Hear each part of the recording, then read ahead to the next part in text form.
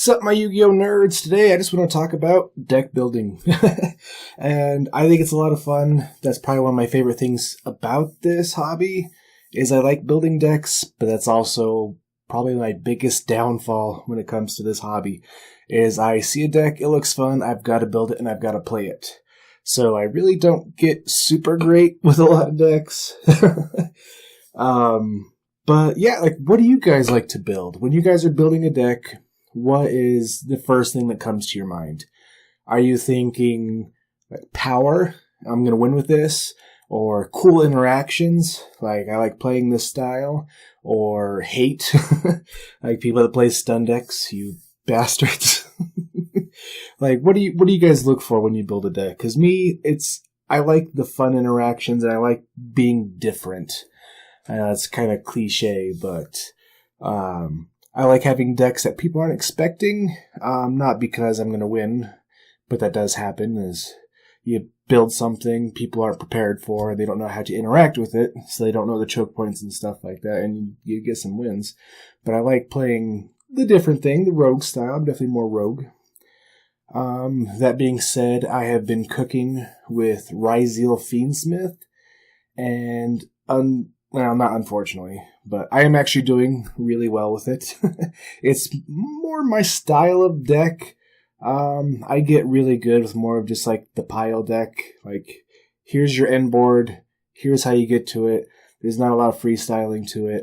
And just kind of, you are better with these types of decks if you know your opponent's decks.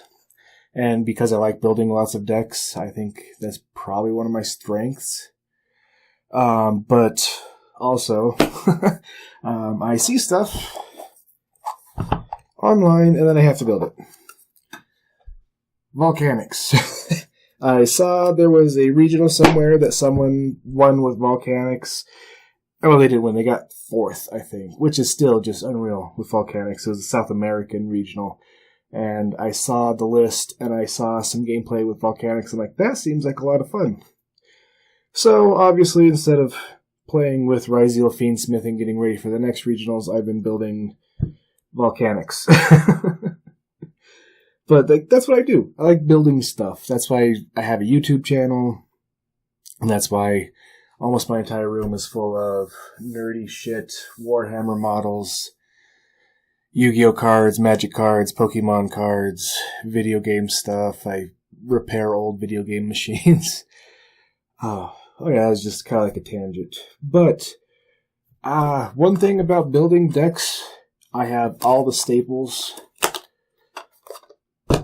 And that is a very big thing I urge new people to, and actually even veteran players, especially if you just kind of play 1 or 2 decks.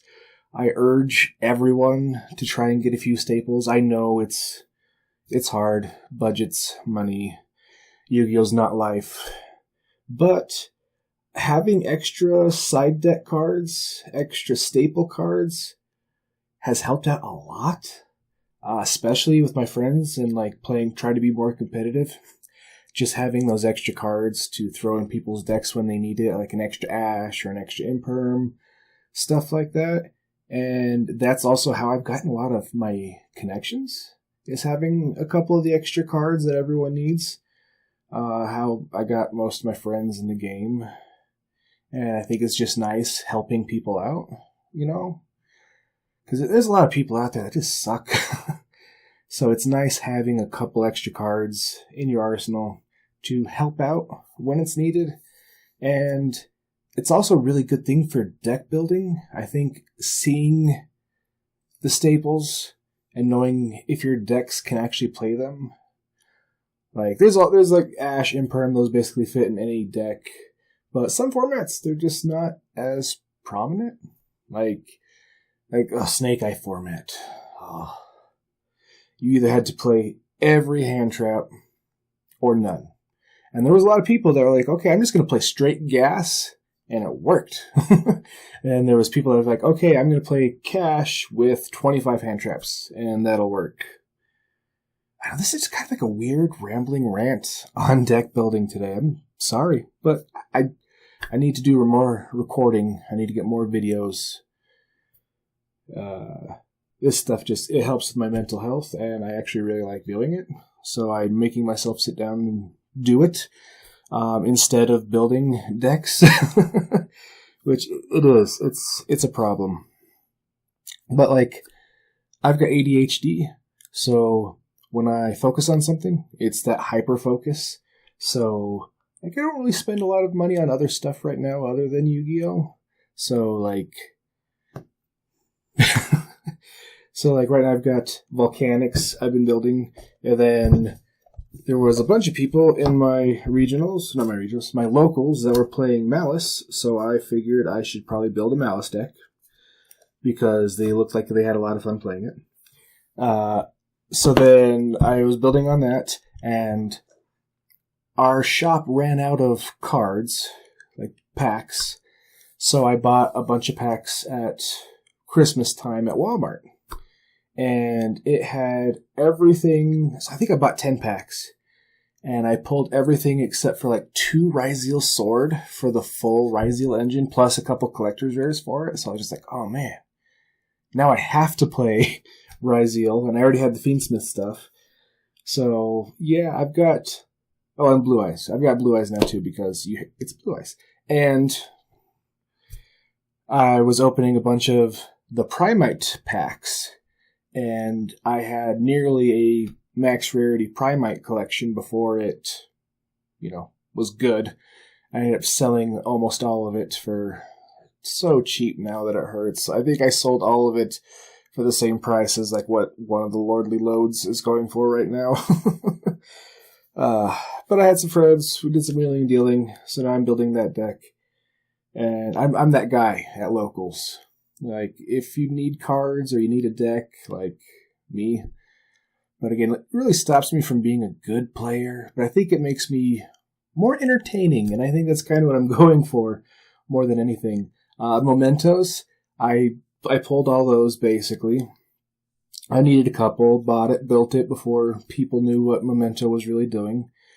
Learned a couple combos, took it to locals, ended up getting first place with Memento, because no one really knew what it was about before everyone was kind of on it. I did the same thing with Testina. Built Testina, because that was pretty fun. And I like these decks because they're cheap, and I can just kind of build 5 or 6 cheap decks. But now that I've got some of these more expensive ones, I've been trying to be more competitive. And hopefully with these videos coming through, that's going to help with that. Kind of like, let's focus in.